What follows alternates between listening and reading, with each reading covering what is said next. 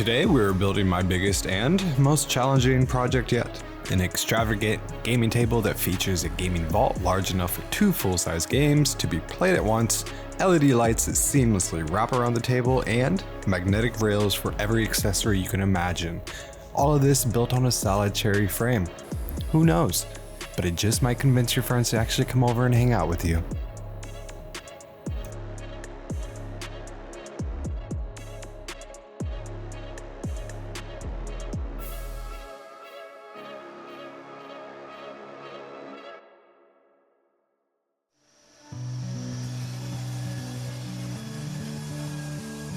The wood for this project I got from Woodworker's Source. It was my first time buying lumber from them and I'm pretty impressed.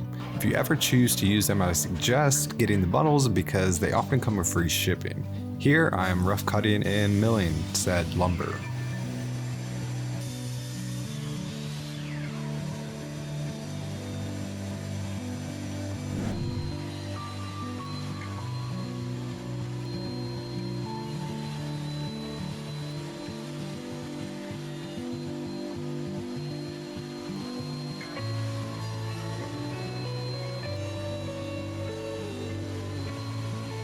Okay, now that that's done, let's actually go back for a second and let's talk about how I designed this project.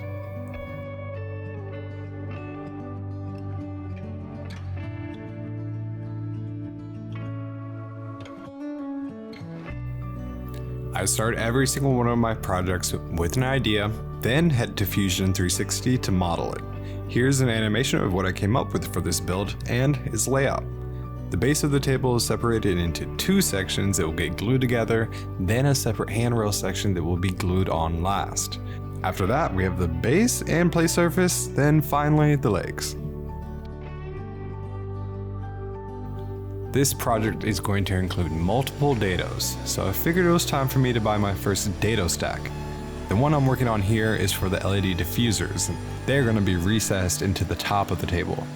I throw on my sacrificial fence to make the first pass, then adjust the fence over until I'm at the depth of the diffusers.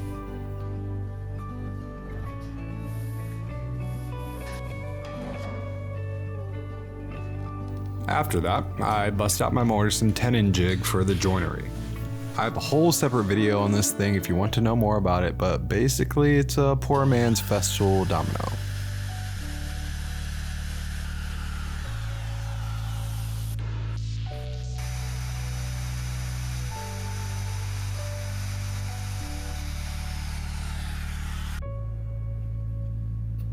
Now it's time for the glue up.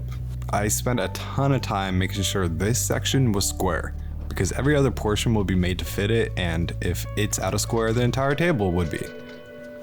I'm pretty good at making a sandwich, so I decided that's how I should construct this table. I'm building out each section, stacking and gluing them layer by layer. I guess it's also similar to a cake too.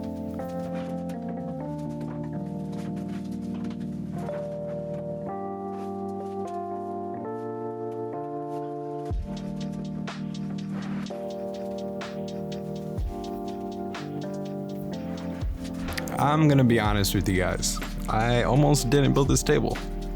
I had the designs on my computer for months, every day making a few tweaks to it, but when I realized it was gonna cost over $600 just for the wood, I thought I was just gonna sit on my computer forever in my Fusion 360 graveyard. I wish I had an aha moment here or figure out a way to make things cheaper, but honestly I just woke up one day and was like, screw it.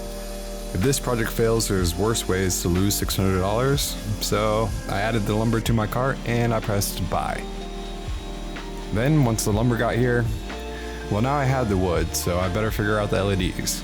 And then once I had all that, well, I better figure out the magnetic rail system. I guess I'm telling you all this to inspire you, to just say screw it every once in a while. Maybe say, this one's not going to my graveyard.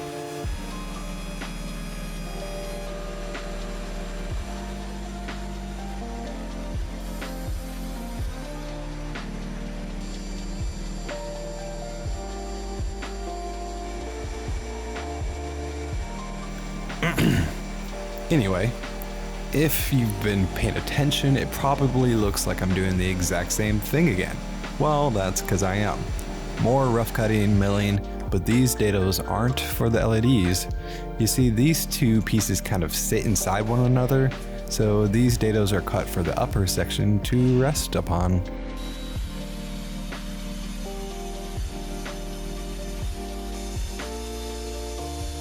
I'm going to be using miters for the jointery on this section.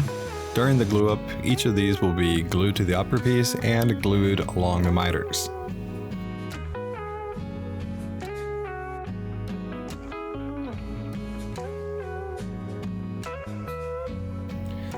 Now I designed the upper section to sit a set distance above the lower section. This distance is important because the steel for the magnetic accessory rail will be attached there, so it's important for the height to be the same height as the steel stock I got. More on that later though. Also, a keen eye will see that I went all the way through with my dados instead of doing a stop dado here on the sides. I knew that this would be covered by my steel stock, so I didn't think it was worth the effort of doing a stop dado. Clever, huh?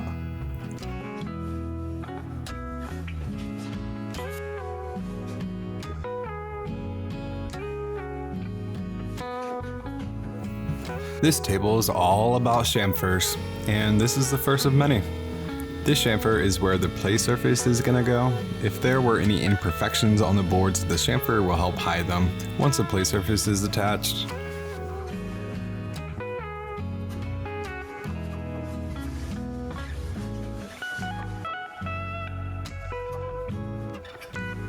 Here I cleaned up the corners with a chisel and chamfered the very bottom of the table.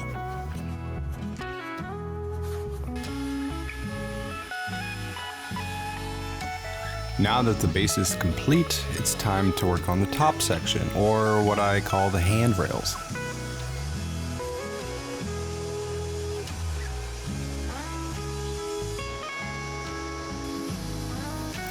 So all of the lumber that I got for this project was 8/4, and the handrails were 4/4, or about 1 inch. Instead of planing them down and wasting lumber, I ripped them in half on the table saw. After the first cut, I flipped the board over and made sure to use wedges or my blade was gonna bind. Here we are jumping back to the chamfer theme and cutting a 45 over on the table saw. The handrails overhang the base of the table about 1 inch, and these chamfers will give the illusion of a thinner top board. While cutting these, I ran into a knot and cut straight through some metal embedded in the wood, which I was limited on. So I decided to make it a feature. More on that later. After planing the burn marks away, it was time for more joinery.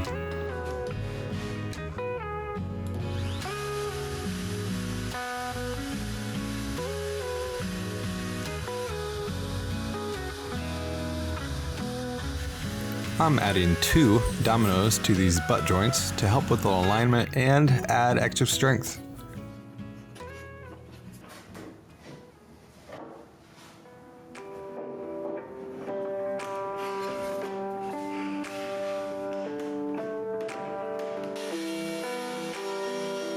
I'm of course chamfering the edges here, which I think give a very nice look to the final design.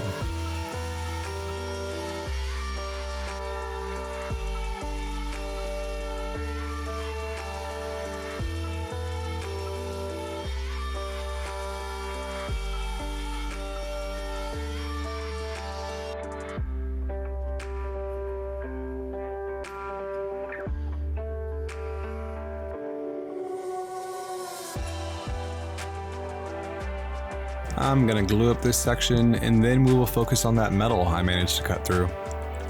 I've seen other YouTubers use black wax to cover knots and imperfections, so I decided to try it out.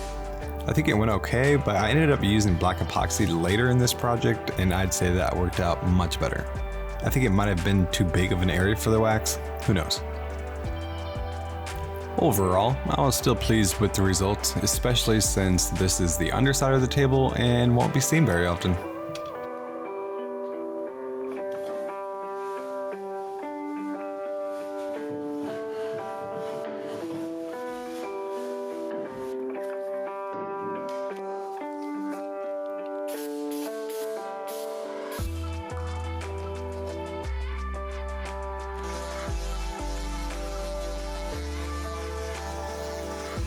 Okay, let's move on to the magnetic rail system. I'm cutting some steel stock here to go all the way around the table so that the magnetic accessories have something to, well, stick to. I was gonna paint these, but I really like the natural look of the steel, so I just slapped some clear coat on it. I am taking my grinder to them to cut them down to size, refining the cut on my disc sander, and also putting somewhat of a 45-degree angle on these so that they almost miter when they come together at the corners.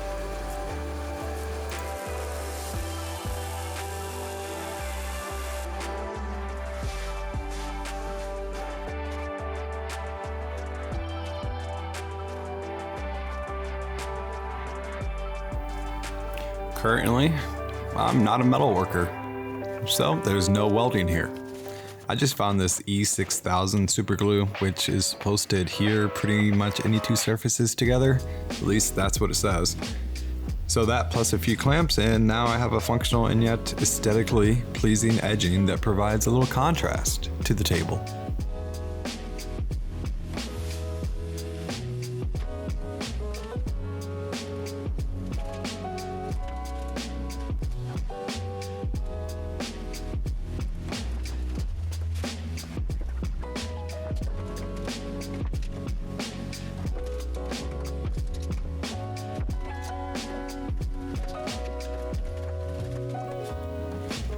So right here was definitely the most stressful glue up of the entire project. I didn't have a way of aligning the base with the handrail. My best method was to use this square and to try to make sure that both surfaces were in line with another. Looking back, I probably should have used some dominoes on the corners for alignment, but I made it work, and finally it was time to work on the legs.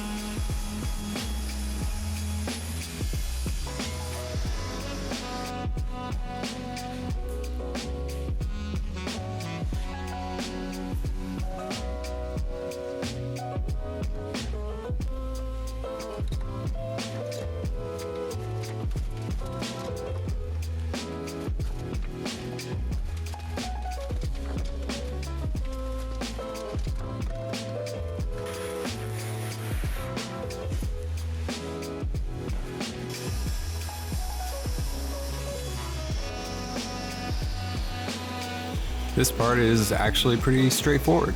More rough cutting and milling. I stacked and glued two pieces together to get the desired thickness I needed. Now the fun part, busting out the Dados stack again. I'm using it here to cut these notches at the top of the legs. I wanted the legs recessed into the table, but I thought it would look weird if they were recessed all the way. The notches allow for a place to mount the legs and give the table a more custom feel, kind of meet in the middle there.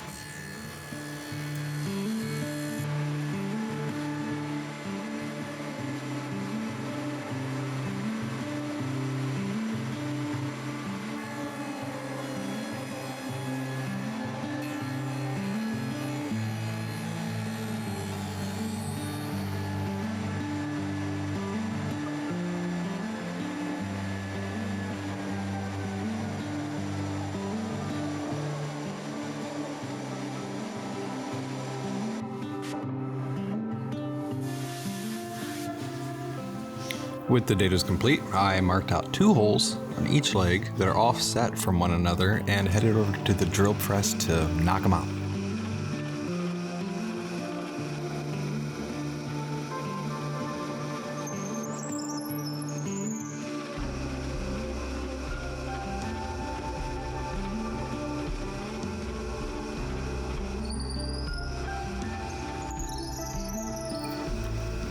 I labeled each leg and corner of the table just in case there were any inconsistencies with my hole placement. I then clamped the leg onto the table and drove a pencil straight through the hole to mark where I needed to put the threaded inserts.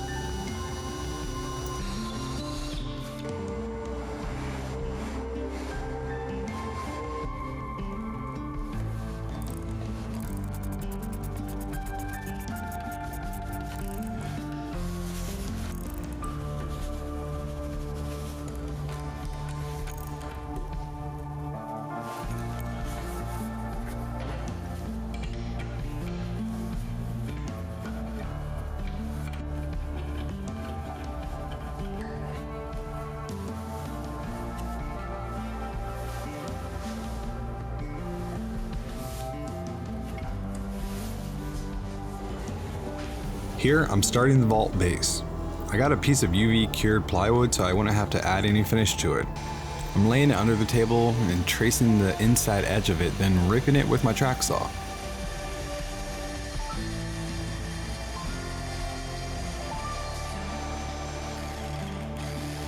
I then cut out where the legs go and add a little round over to prevent any splitting.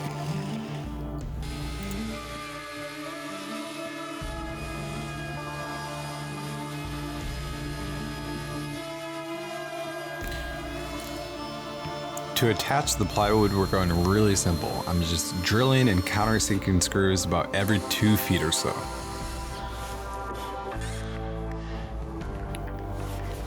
Oh look, of course, another huge void in my wood. And this is where the epoxy comes in. I first clear out as much dead wood as I can, then I tape up one edge and use hot glue to dam the other. After mixing the epoxy and adding a black pigment, I just wait a day and then I'm able to run it through my planer.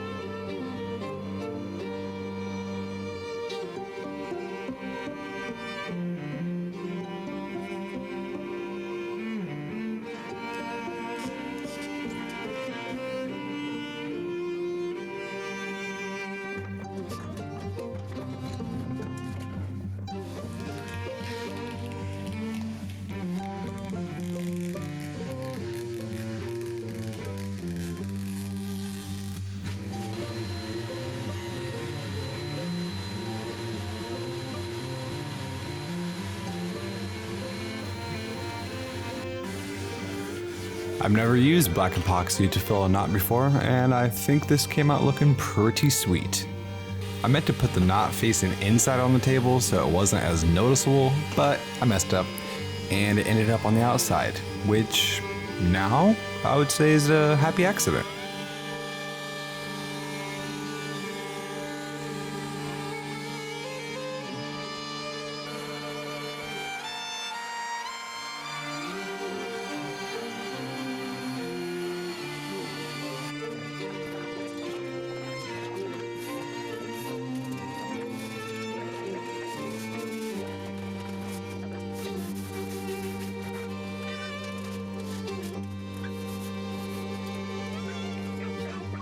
Moving on to the actual play surface itself. I grabbed this really thin MDF to act as a backing to the marine grade leather I got from my local fabric store. Most gaming tables I've seen use felt, but I think this leather is much better. It's still easy to pick up cards from, and it also does way better with liquids, just in case my sister spills an IPA all over the place. Again.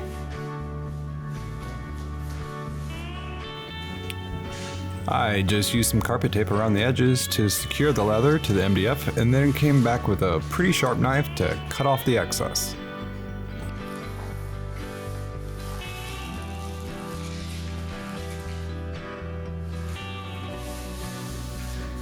And now I guess it was time for a test run.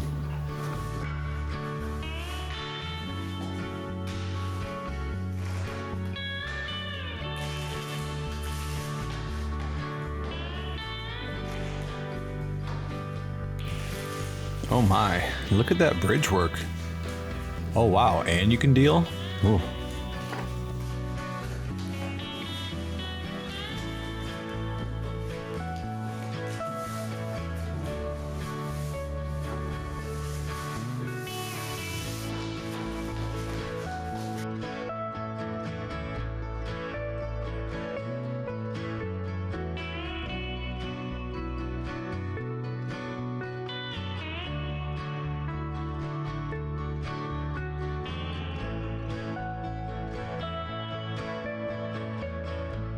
Now, since Rubio thinks it's got a monopoly on hard wax finish with their prices, I decided to use a new finish. It's called Nature One Coat. It's like a third of the price of Rubio and pretty much does the exact same thing. I still have to glue the LEDs and diffusers on here, so I made sure to mask those areas off first, and then I applied the finish. Wait, no. I masked those areas off to prevent finish from getting on there. That way the glue will stick. Don't listen to him.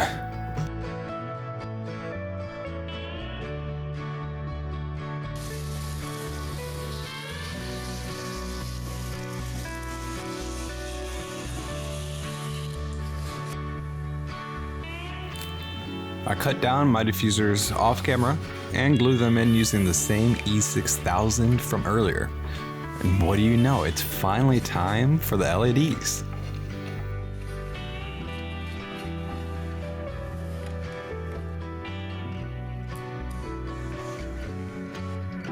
So I cut a tiny hole in the table to run the wiring through.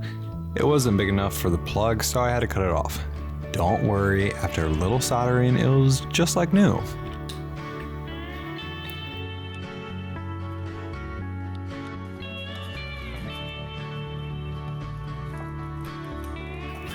I didn't end up showing any of this, but I actually went through 3 different types of LED strips and diffusers until I finally found something I was happy with.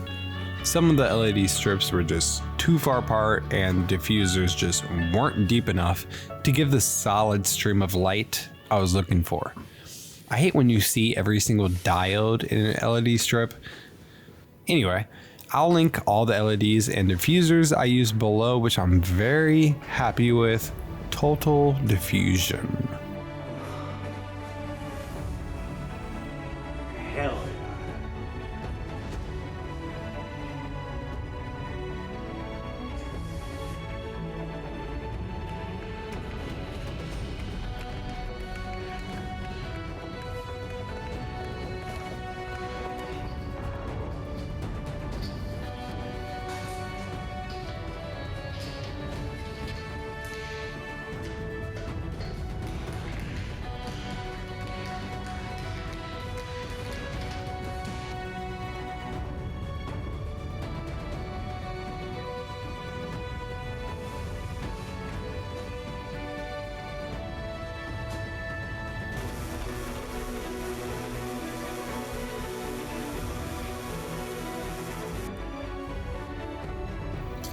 Now for the rails. I had to whip up at least some cup holders, and that's what you see me doing here. I plan on making an entire detailed video on a bunch of different accessories for this table, and if you want to see it, shit, maybe like and subscribe? I don't know.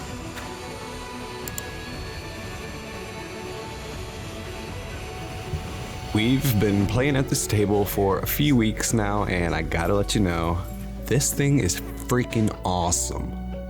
I can set up a game and not worry about my cats knocking pieces to the ground and then my dog proceeding to eat them. I love being able to set the mood with the LEDs, and I haven't even dipped my toes yet into all the different accessories. Also, dice are really fun to throw into the corners. Oh yeah, on top of that, this thing's built out of solid cherry. It's going to last forever. This project costs about $1,000. To me, that seems like a lot, but when you compare it to the market, it's nothing. I've seen similar tables go for 10,000 bucks. I'm not sure how many people are actually going to be into this video. It takes a next level gamer to spend this much time and money to make a table that houses pieces of cardboard. But I do think this is the best board game table build on YouTube. However niche that might be, I'm proud of that.